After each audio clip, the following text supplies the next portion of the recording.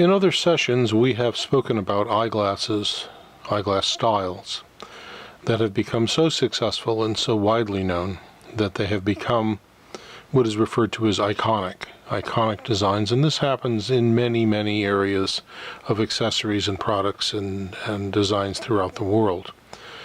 In the eyeglass world, we've spoken about the John Lennon wireless frame. We've spoken about the Harold Lloyd round glass and the cat's eye and a number of iconic pieces. But none of them can lay claim to as widespread and as widely a produced life history as the Bausch and Lomb Ray-Ban Aviator, of which this is an example.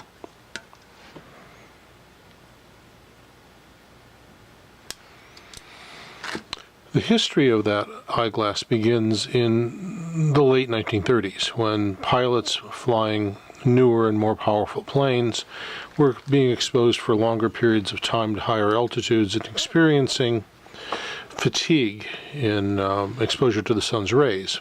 And the call was for a lens that would block the sun without obscuring their vision.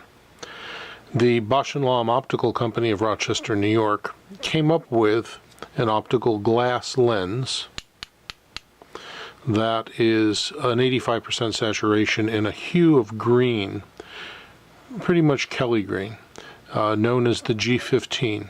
And the G15 green lens, of which these are examples of the actual 1937 lenses that were made at that time, and they fitted them into a plastic frame. The first ones were plastic. So in 1937, the Bausch and Lomb Aviator began as a plastic frame. This is one of the very few surviving examples. The plastic frame that was given to Air Force pilots in 1937 and called the Pilot. Now, Bausch and Lomb correctly understood in terms of marketing that this product would catch the imagination of the public and that they would want their own version of it. In 1938, they changed the plastic frame of this unit to a metal frame.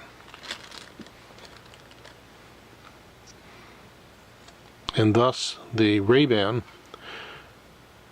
Aviator was born. The Ray-Ban name came from the original lens, then into the Pilot, and then into the Ray-Ban Aviator sunglass.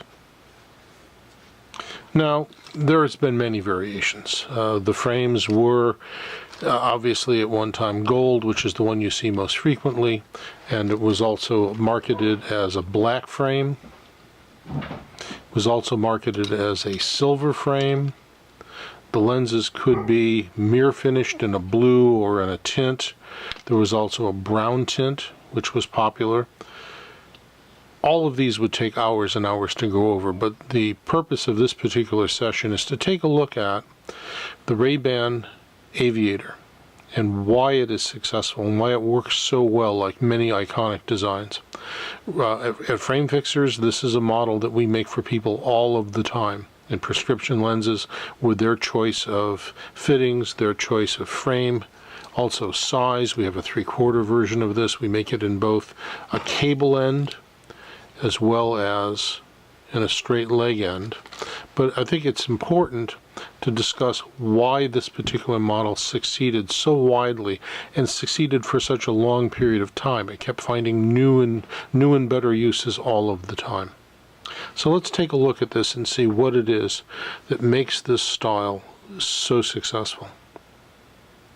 First of all, when you're choosing a prescription lens, the fact that you have so much area to work with lends itself to either a line bifocal or a line trifocal with a generous amount of lens there for the wearer to experience. This has become true all over again in the age of computers, where you have your distance field up in here. In a progressive lens, you also have your screen viewing in the middle and your close-up keyboard and printed material below you, all accommodated with a generous amount of lens, which is not true of the mail slot envelope style that is popular today, more of a rectangular look. So this lens once again has proven itself to be quite true in its usability, wearability, and longevity. This model was also made in a very natural evolution where the lenses were actually moved slightly closer together, and this area here was filled in, so it became one original mask lens, which started a whole series of eyeglasses that became known as wings.